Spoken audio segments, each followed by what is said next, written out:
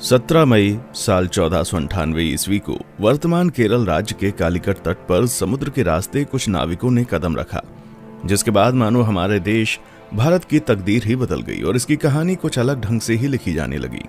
दोस्तों, ये वो दिन था जब यूरोपियन समुद्री नाविक एवं खोजकर्ता वास्को डी गामा ने भारत की खोज की थी। अब बहुत से लोग सोच रहे होंगे कि भारत का इतिहास तो हजारों साल पुराना है। सदियों से यहाँ पर जनपद, मौर्य साम्राज्य, गुप्ता साम्राज्य और दिल्ली सल्तनत के आदि राजाओं ने यहाँ पर राज किया था। तो फिर कोई कैसे भारत की खोज 1498 ईस्वी में कर सकता है? तो दोस्तों, आपको बता दें, भारत में सदियों से जितने भी आक्रमणकारी जैसे सिकंदर, मंगोल आदि आते थे, तो वह हमेशा भारत को पश्चिमी एशिया से जोड़ने वाले मशहूर रास्ते खैबर दर्रा से होकर आते थे। लेकिन 17 मई 1498 को वास्को डी गामा ने समुद्र के रास्ते यूरोप से भारत के केरल राज्य के कालीकट तक पहुंचकर एक समुद्री रास्ता ढूंढ निकाला था, जिसे ही वास्तव में भारत की खोज माना जाता है। दोस्तों, आपको बता दें, उस समय भारत अपने कृषि उत्पादों के लिए बहुत ही ज्यादा मशहूर हुआ करता था। विशेषकर मसालों जैसे कि काली मिर्च, इलायची, दालचीनी आदि के लिए बहुत प्रसिद्ध था, जिस कारण उस समय भारत के साथ व्यापार करने के लिए यूरोप तथा अरब के देशों के बीच होड़ लगी रहती थी।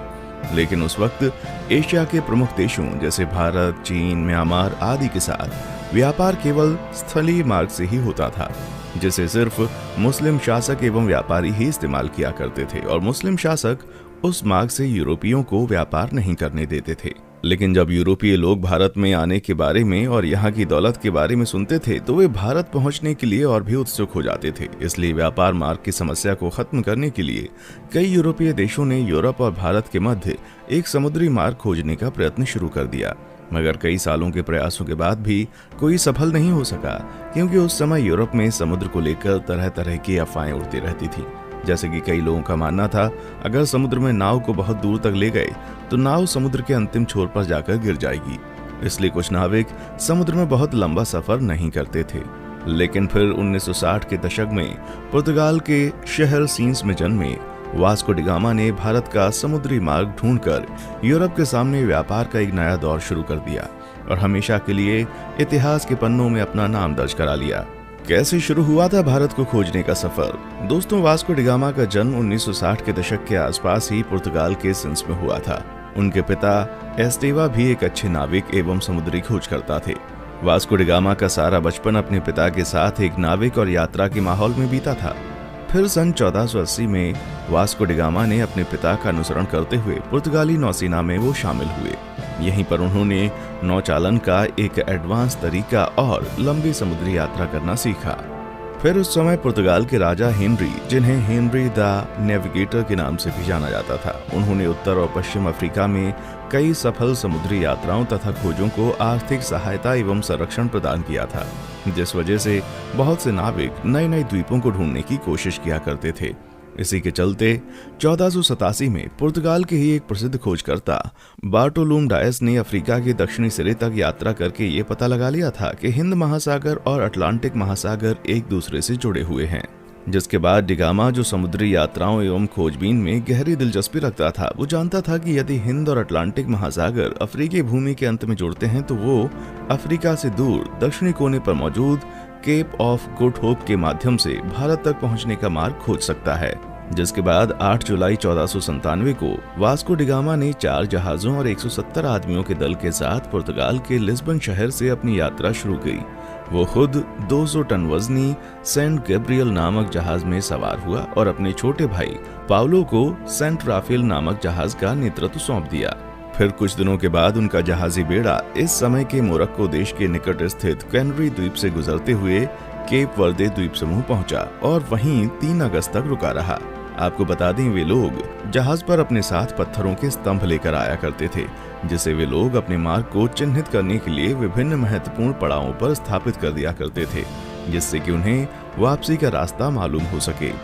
वास्को डी गामा ने गिनी की खाड़ी की तेज समुद्री धाराओं से बचने के लिए अटलांटिक महासागर में एक लंबा चक्का लगाया और फिर केप ऑफ गुड होप के दौरे के लिए पूर्व की ओर एक मोड़ ले लिया।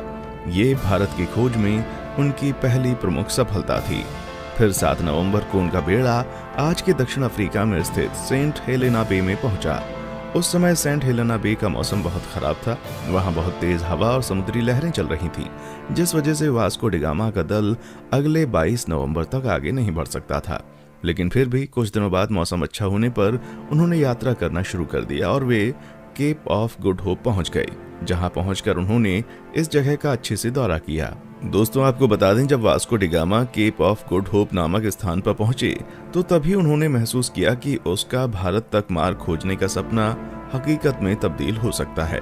और फिर मार्ग को चिन्हित करने के लिए पहले की भांति वहां एक पत्थर का स्तंभ स्थापित किया और फिर आगे की यात्रा की तैयारी करने लगे।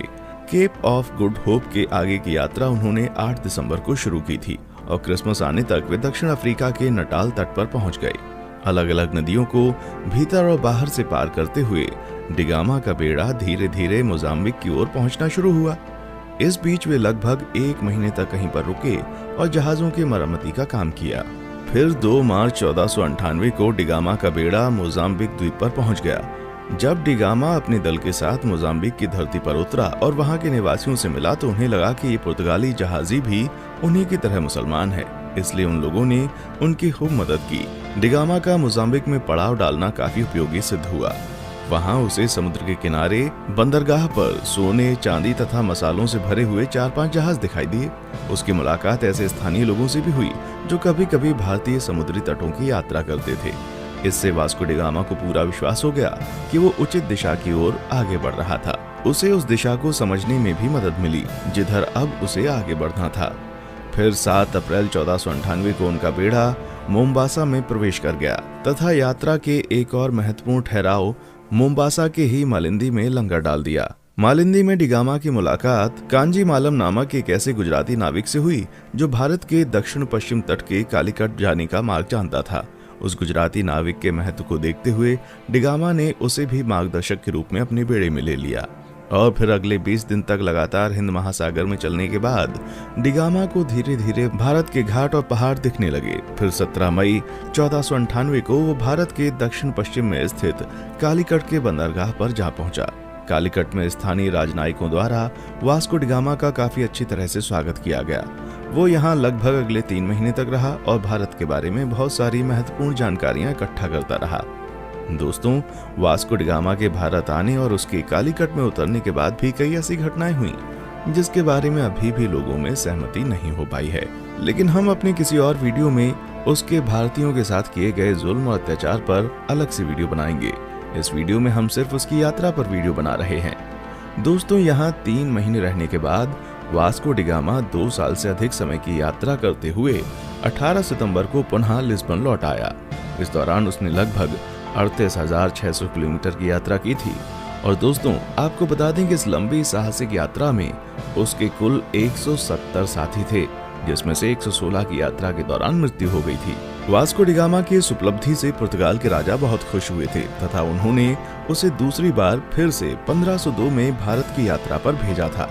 इतिहासकारों का मानना है जब डी गामा विभिन्न प्रकार के भारतीय मसालों और रेशम के साथ अपने देश पुर्तगाल लौटा तो उसने केवल मसाला बेचकर ही यात्रा पर खर्च किए गए पैसों से 4 गुना ज्यादा पैसे कमा लिए थे।